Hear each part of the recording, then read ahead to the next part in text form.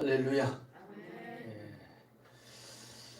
자, 이제 새해 이제 벼고 했으니 기쁜 마음으로 우리가 인사를 한번 더 하겠습니다. 제가 이제 뭐 이렇게 축복의 인사말을 설날 보내주셨는데 한 5분 정도 답장이 왔어요. 지금 이제 뭐 인사하면 됩니다. 인사하셔서 자, 새해 복 많이 받으시라고 앞뒤 좌우로 한번 인사합니다. 시작. 새해 복 많이 받으세요. 시윤이, 현진이 예배 드리는 시간에 얘기하지 않습니다. 현진이는 엄마 옆으로 가서 앉습니다. 이제 옳죠. 아침에 시윤이한테 세뱃돈 얼마 받았느냐 물어봤더니 한 6,000원 정도 받았다 그러더라고요. 그게 계산이 맞는지 모르겠어요. 하여튼 한 6,000원 받았다 그러더라고요. 내가 받을 때는 많이 받았을 것 같은데 뭐 어떻게 할 거냐 물어봤더니 일단 반절은 과자를 사 먹네요. 반절은 엄마 아빠의 선물을 사준대요. 3,000원은 과자 사 먹고 3,000원은 이제 부모님에게 선물 사준대요. 그래도 마음이 있습니다. 또 부모님 생각하는 마음이 있어요. 그러니까 참 잘 생각을 했다. 제가 그렇게 칭찬을 해주었습니다. 이번에 그 설날 연휴에는 5인 이상 모이면 안 된다. 코로나로 인해서 5인 이상 모이면 안 된다. 그래가지고 저희 부모님들도 동생들 설날에 오지 마라 이렇게 얘기를 했습니다. 그 이제 제가 장남이니까 저희 사모님하고 저 둘만 이렇게 시골에 아버님 뵙고 또 설날 아침에 가정 예배를 드리고 이렇게 왔습니다. 근데 이제 아무도 안 갔으면 부모님이 참 적적하고 쓸쓸했을 것 같은데 저희들이 가니까 오지 말라고 했는데 왜 왔냐고 또 입가에 웃음이 쫙 이렇게 먼저 흐뭇해하시고 좋아하시는 그런 느낌을 제가 받았습니다. 그래 어머님 아버님이 행복해하시고 우리 가정이 기쁨이 넘치는 이런 가정이 되었습니다. 우리 성도들 가정에도 전부 다 가정마다 행복이 깃들고 또 기쁨이 넘쳐나기를 주님의 이름으로 축원합니다. 올 새해를 기쁨과 행복이 넘치는 삶을 살려면 어떻게 살아야 하는가? 오늘 이 부분을 좀 말씀을 드리려고 해요. 오늘 사도 바울이 빌립보서를 기록할 때는 그 당시에 바울의 형편이 어떠했냐면 감옥에서 수감 중에 있었어요. 바울은 감옥이 있기 때문에 24시간 로마 군인이 감시하는 가운데 있었습니다. 그리고 그 감시하는 가운데 조심스럽게 복음을 전하며 살아가고 있었어요. 속히 감옥 생활을 끝내고 마음껏 복음을 전하고 싶은 심정이었는데 1년도 아니고 2년도 아니고 4년 가까이 감옥에서 생활을 하고 있었습니다. 하나님 앞에 하나님 이렇게 감옥 생활을 오래 하면 뭐 복음을 전할 하나님의 일을 할 수도 없고 이런데 왜 이렇게 하십니까? 사도 바울은 원망불평을 하지 않아요. 그 감옥 생활을 오히려 기뻐하는 모습을 성경에서 볼 수가 있어요. 힘들고 괴로운 감옥 생활인데 행복해하고 있어요. 감사하고 있어요. 기뻐하고 있습니다. 한번 보실까요? 18절 말씀입니다. 1장 18절 말씀 화면을 보고 같이 읽어봅니다. 그러면 무엇이냐 거칠애로 하나 참으로 하나 무슨 방도로 하든지 전파되는 것은 그리스도니 이로써 나는 기뻐하고 또한 기뻐하리라. 사도 바울은 감옥이라는 최악의 상황에서도 기뻐하고 있어요. 환경과 관계없이 감사하고 행복해하고 있어요. 어떻게 살아야 바울처럼 절망의 상황에서도 행복하고 기쁘게 살 수 있을까? 최악의 상황에서도 정말 감사하면서 은혜 가운데 살아갈 수 있을까? 바울처럼 이런 고난의 현실 속에서도 기뻐하려면 현실을 믿음의 눈으로 보고 살아야 됩니다. 한번 따라합시다. 현실을 믿음의 눈으로 보고 살아야 됩니다. 12절 말씀을 한번 보실까요? 12절 말씀, 1장 12절 말씀입니다. 앞에 화면을 보고 같이 읽습니다. 형제들아, 내가 당한 일이 도리어 복음 전파에 진전이 된 줄을 너희가 알기를 원하노라. 아멘. 사도 바울은 감옥 생활이라는 현실이었지만 감옥에 있기 때문에 아무것도 할 수 없다고 생각하지 않고 도리어 복음의 진전이 되었다고 말하고 있습니다. 감옥 생활이 감옥이 아니라 복음을 전할 수 있는 더 좋은 기회가 되었다고 말하고 있어요. 감옥 생활이 삶의 걸림돌이 아니라 복음을 전하는데 걸림돌이 아니라 오히려 디딤돌이라고 말하고 있습니다. 바울이 전한 복음으로 말미암아 바울이 전한 그 복음의 시로 말미암아 로마는 주후 313년에 기독교를 국교로 공인하는 은혜가 임합니다. 사도 바울은 항상 현실을 있는 그대로 보지 않고 믿음의 눈으로 보았어요. 믿음의 눈으로 현실을 보니까 감옥이 아니라 감옥이 축복이 되었습니다. 그래서 기뻐하고 기뻐하는 삶을 살고 있는 거예요. 사랑하는 성도 여러분, 오늘 우리는 지금의 이 현실을 믿음의 눈으로 보고 살고 있는가? 아니면 있는 그대로 보면서 절망하고 좌절하고 비관하고 살고 있는가? 오늘 우리 큰은혜 교회 성도들은 바울처럼 현실을 믿음의 눈으로 보고 기뻐하고 기뻐하는 은혜의 삶을 사시기를 축원합니다. 축원합니다. 네.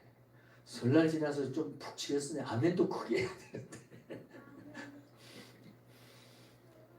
여러분 그 이스라엘의 영웅 다윗을 잘 알고 계시죠? 이스라엘과 블레셋의 전쟁이 있었어요. 그런데 블레셋에게는 2m 95가 넘는 골리앗이라고 하는 거인 장수가 버티고 있었어요. 2m 95면 여기 천정에 답니다. 키가. 이게 3m 정도 되니까. 어마어마하게 큰 거인 장수가 버티고 있었어요. 이스라엘 군인들은 그 골리앗이라는 큰 현실, 큰 문제를 보고 너무 크고 너무 대단한 거인이니까 그 큰 현실, 그 큰 문제를 보고 어쩔 줄을 모르고 벌벌벌벌 떨고 있는 거예요. 여러분, 작은 그 현실과 문제만 생겨도 벌벌벌 떠는 사람도 있어요. 근데 지금 너무 큰 문제니까 골리앗이라는 너무 크고 큰 문제, 크고 큰 현실이 딱 앞에 놓여 있는 거예요. 이스라엘 군인들은 어찌할 바를 몰라요. 두려워 떨고만 했어요. 근데 다윗은 어떻게 합니까? 골리앗이라는 큰 현실을 보지 않고 골리앗이라고 하는 큰 문제를 보지 않고 골리앗을 능히 이길 수 있는 만군의 여호와 하나님을 바라봅니다. 그리고 그 믿음으로 나가서 골리앗과 싸우고 골리앗을 무너뜨려 이깁니다. 다윗은 골리앗이라는 그 현실을 그 현실 그대로 보지 않고 믿음의 눈으로 보고 믿음으로 이긴 거예요. 할렐루야. 현실을 우리 성도들도 마찬가지예요. 우리 현실을 다 있습니다. 어떤 현실을 만날 수가 있어요. 이런저런 환경을 만날 수가 있어요. 그런데 그 현실을 믿음의 눈으로 보고 사는 거하고 그냥 있는 그대로 보는 것은 전혀 다른 삶이에요. 다윗처럼 현실을 믿음의 눈으로 보면 기쁘고 행복할 수가 있어요. 이스라엘 군인들처럼 현실을 그대로 보면, 세상의 눈으로 보면 늘 근심과 걱정 속에 살아가는 사람이 되는 거예요. 오늘 우리 성도들은 어떤 문제가 있든 어떤 현실이 있든지 현실 그대로 보지 말고 그것을 통해서 놀랍게 역사하실 하나님을 믿음으로 보시기를 축원합니다. 그 믿음의 눈이 있어야 돼요. 믿음의 눈이.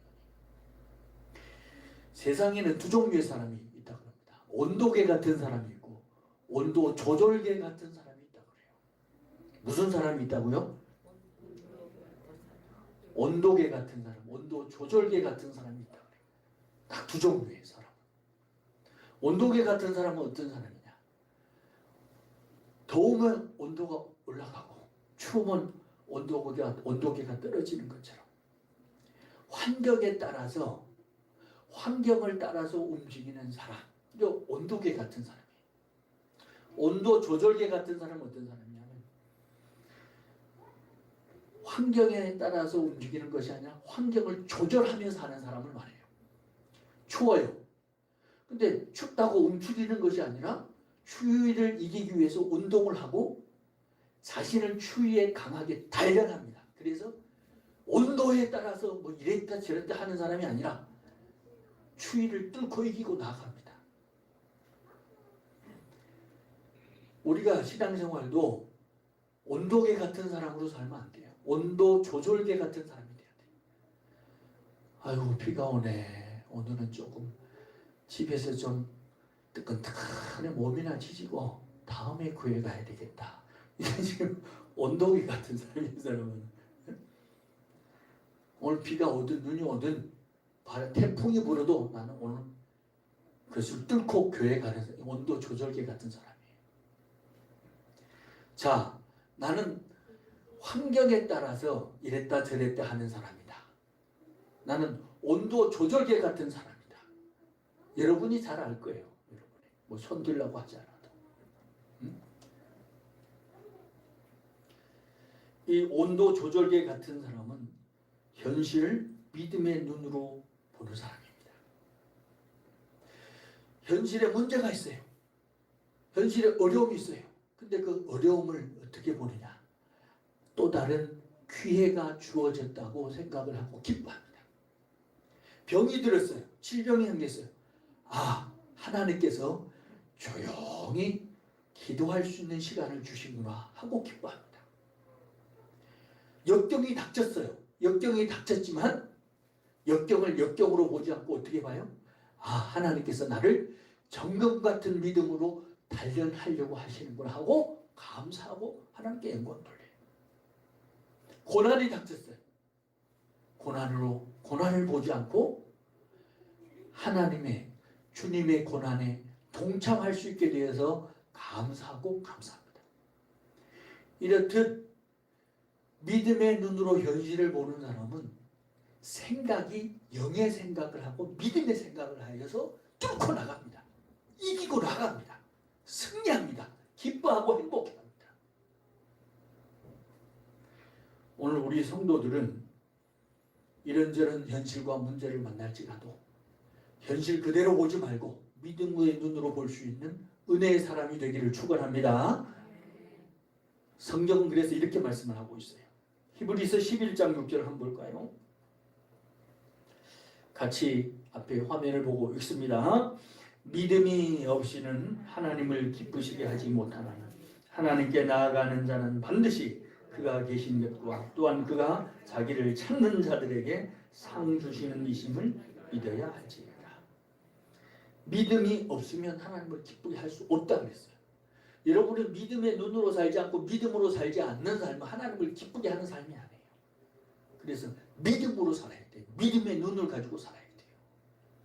또 한 구절을 보겠습니다. 로마서 14장 23절 같이 읽습니다. 의심하고 믿는 자는 자, 다시 한번 읽습니다. 의심하고 먹는 자는 정죄되었나니 이는 믿음을 따라 하지 아니하였기 때문이라. 믿음을 따라 하지 아니하는 것은 다 죄라. 믿음을 따라 살지 않는 것, 믿음으로 살지 않는 모든 삶은 죄의 악된 삶이라는 거예요. 사랑하는 성도 여러분, 요즘 코로나라는 환경과 현실로 인해서 많은 사람들이 참 기쁨과 참 행복 속에 살지 못하고 있어요. 그런데 기독교인들도 세상 사람들처럼 근심과 걱정에 사로잡혀서 행복하고 기쁘게 살지 못하는 사람들이 많습니다. 성도 여러분, 세상이 두 쪽 나도 성도는 믿음으로 살아야 돼요. 믿음 없이는 하나님을 기쁘게 하지 못한다. 믿음으로 살지 않는 것이 다 죄라고 했어요.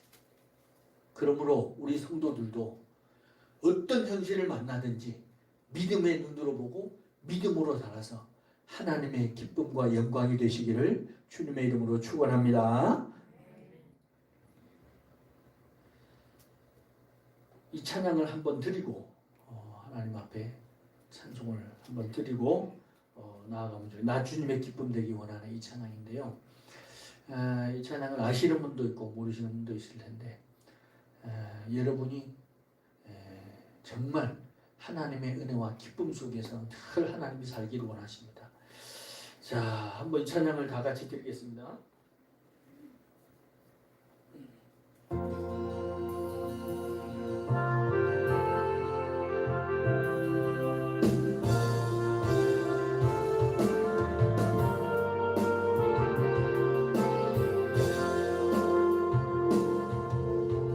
주님의 기쁨 되기 원하네. 내 마음을 새롭게 하소서. 새 무대가 되게 하여 주사. 주님의 빛 비추게 하소서. 내가 원하는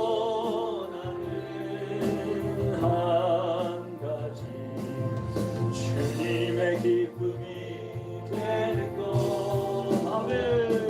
내가 원하는 한 가지 주님의 기쁨이 되는 것. 겸손히 내 마음 드립니다. 나의 모든 것 받으소서. 나의 맘 깨끗게 씻어주사. 주의 길로 행하게 하소서. 내가 원하는 한 가지 주님의 기쁨이 되는 것. 아멘. 내가 원하는 한 가지 주님의 기쁨이 되는 것. 할렐루야. 여러분이 현실 그대로 보지 말고 믿음의 눈으로 보아서 정말 하나님의 기쁨으로 하루하루 사시기를 축원합니다. 한 걸음 더 나가서 바울이 감옥 생활에 기쁨이 넘치고 복음에 합당한 삶을 살 수 있었던 것은 너희 때문이었습니다. 한번 따라합시다. 너희 때문이다. 자, 3절부터 6절까지의 말씀을 한번 보겠습니다. 3절부터 6절까지 다 함께 읽습니다. 내가 너희를 생각할 때마다 나의 하나님께 감사하며 간구할 때마다 너희 무리를 위하여 기쁨으로 항상 간구함은 너희가 첫날부터 이제까지 복음을 위한 일에 참여하고 있기 때문이라. 너희 안에서 착한 일을 시작하시니가 그리스도 예수의 날까지 이루실 줄 우리가 확신하노라. 아멘. 이 3절부터 6절까지의 말씀을 쭉 보면 너희라는 단어가 굉장히 많이 나오고 있어요. 3절에서는 너희를 생각할 때마다, 4절에서는 너희 무리를 위하여, 5절에서는 너희가 첫날부터, 6절에서는 너희 안에 착한 일을 시작하십니다. 이 사도 바울의 기쁨은 너희 때문이라는 거예요. 너희. 이 너희는 누구냐면 빌립보 교회 성도들 때문이라는 거예요. 바울은 빌립보 교회 성도들로 인하여 감옥 생활이 있었지만은 기쁘고 행복하고 감사가 넘쳤다고 고백을 하고 있습니다.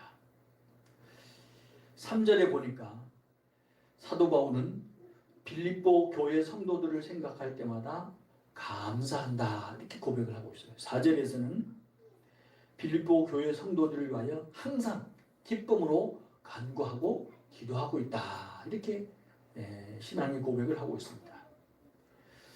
사도 바울은 감옥 생활이었지만 힘든 생활이었지만 빌립보 성도들로 말미암아 기쁘게 살 수 있다 이렇게 보여요. 너희가 나의 기쁨이다 이렇게 고백을 하는 거예요. 한번 따라합시다.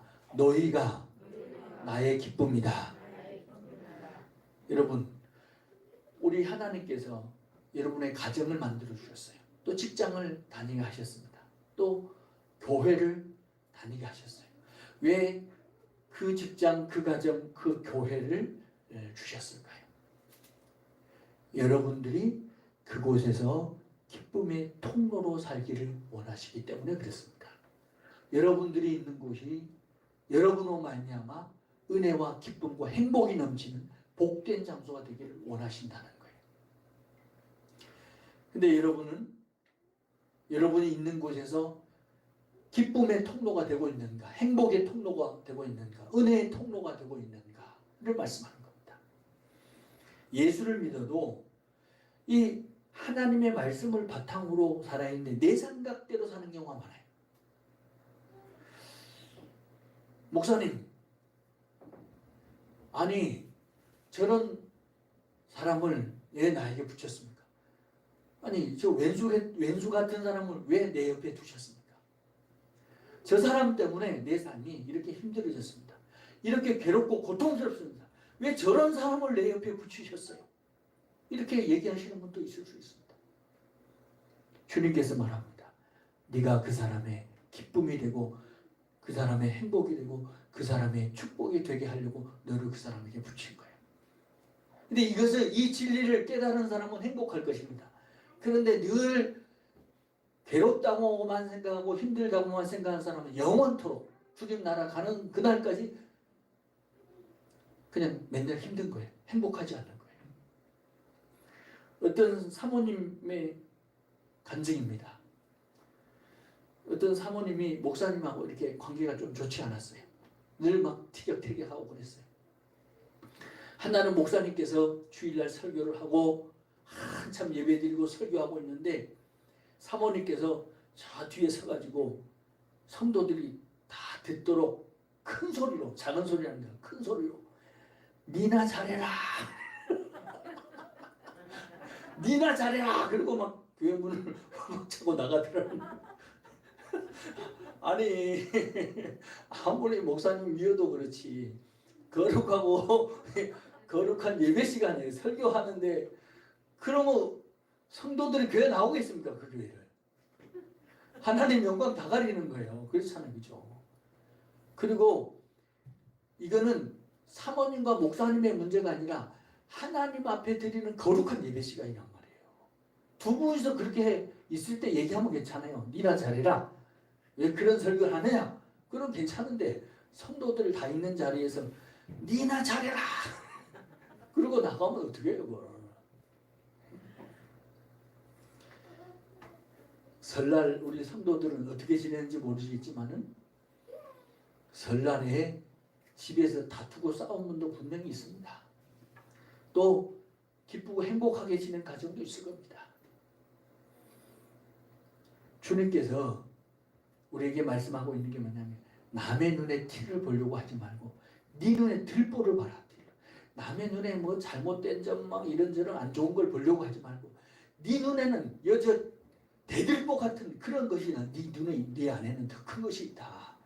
남의 잘못과 허물을 자꾸 보려고 하지 말고 내 잘못과 내 허물이 10배, 20배 더 크다는 것을 알고 기도해주고 불쌍히 여겨주고 네가 다른 사람들을 힘들게 하는 것이 아니라 너를 통해서 다른 사람들이 기뻐지고 행복해지기를 원한다. 이것이 하나님의 뜻이란 말이에요. 그래서 오늘 사도 바울을 통해서 말씀해요. 너희가 나의 기쁨이다. 부모님의 아들아 딸아 네가 나의 기쁨이야. 응? 또 교회 안에서도 목사님이 집사님이 우리 교회 기쁨이고 행복입니다. 성도님이 우리 교회의 행복이고 기쁨입니다. 이런 말이 나와야 돼요.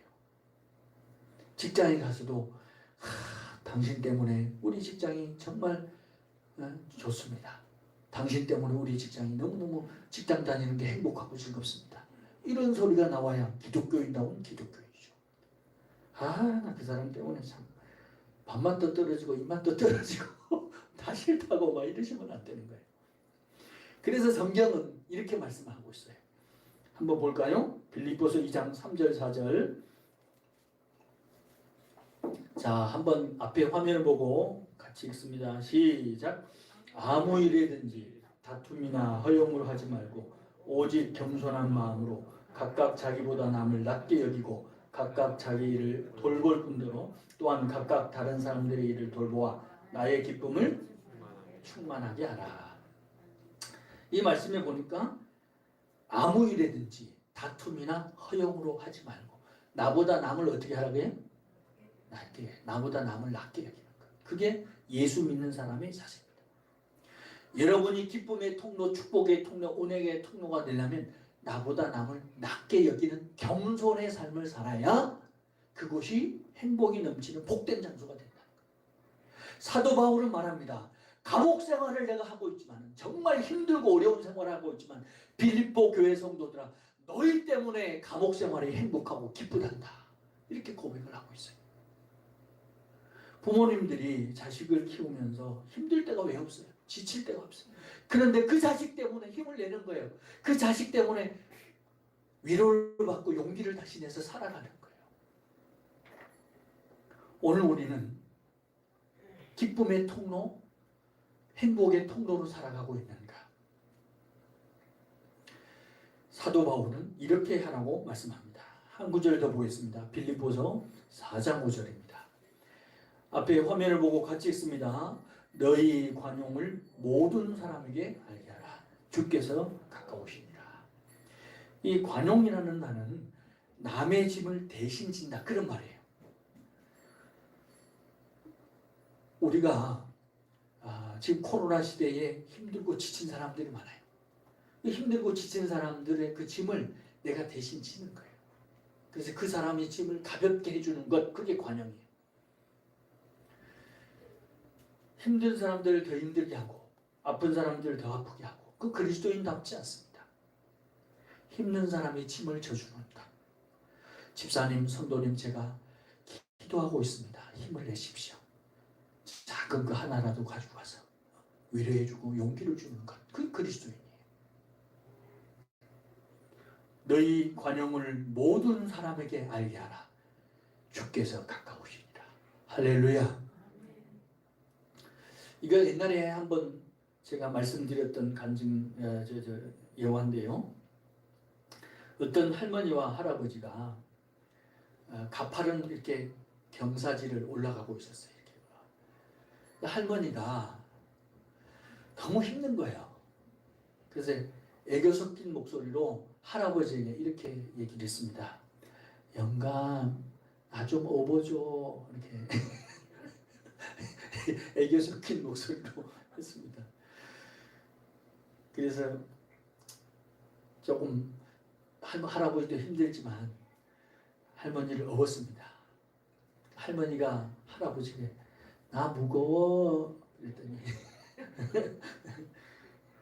할아버지가 이렇게 얘기했다 그랬죠. 그럼 무겁지. 얼굴은 철판이지. 머리는 돌이지. 간은 부었지. 많이 무겁지. 이렇게 얘기했다 그래요. 조금 가다가 할머니를 내려놓고 이제 좀 걷다가 할아버지가 이번에는 할머니한테 좀 업어달라고 했어요. 할머니 나 좀 업어줘. 네, 나도 힘들어. 그랬더니 할머니가 할아버지를 업었습니다.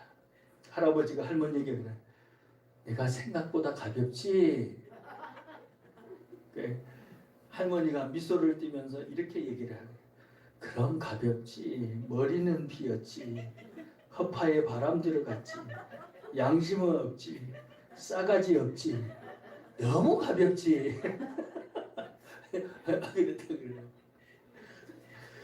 복음에 합당한 생활은 서로를 미워하는 것이 아니라 서로의 짐을 져주는 거예요.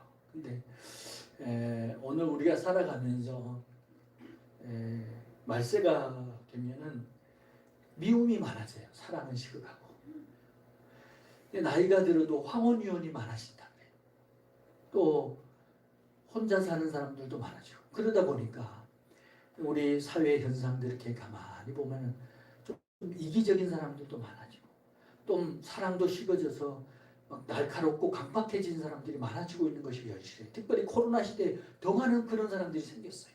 그리스도인들도 동일하게 그런 삶을 살면 안 되잖아요. 가족의 기쁨이 되고 직장에서도 기쁨이 되고 교회에서도 기쁨의 통로가 되는 것이 그리스도인다운 그리스도인입니다. 오늘 우리는 기쁨의 통로로 살고 있는가? 사도 바울이 빌립보 교회 성도들을 향하여 너희가 나의 기쁨이었다. 이 생활, 감옥 생활이 힘들지만 너희 때문에 감옥 생활이 하나도 힘들지 않고 버티고 나갈 수 있고 행복하게 감옥 생활을 할 수가 있었다. 이렇게 고백하는 것처럼 우리 성도들로 인해서 우리 성도들의 가족과 이웃과 직장의 모든 사람들이 행복하고 기쁨이 넘치고 은혜가 넘치시기를 주님의 이름으로 축원합니다. 말씀을 맺겠습니다. 복음에 합당한 삶은 기쁨의 삶입니다. 사도 바울은 감옥 생활이라는 현실이 있었지만 도리어 복음의 진전이 되었다고 말하면서 기뻐하고 감사하고 있습니다. 현실을 믿음의 눈으로 보면 기쁘고 행복할 수 있어요. 뿐만 아니라 빌립보 교회 성도들로 말미암아 바울은 기쁘게 이 감옥 생활을 할 수 있었다고 말합니다. 감옥이 감옥이 아니라 행복의 장소였다고 사도 바울은 말합니다. 오늘 우리 큰내교회 성도들도 새해에는 어떤 현실을 만나든지 어떤 문제를 만나든지 믿음의 눈으로 보고 영의 생각을 하여 여러분을 통하여 주위 사람들이 정말 행복해지고 기뻐지고 은혜가 넘쳐나기를 우리 주 예수 그리스도의 이름으로 축원합니다. 축원합니다. 기도하겠습니다.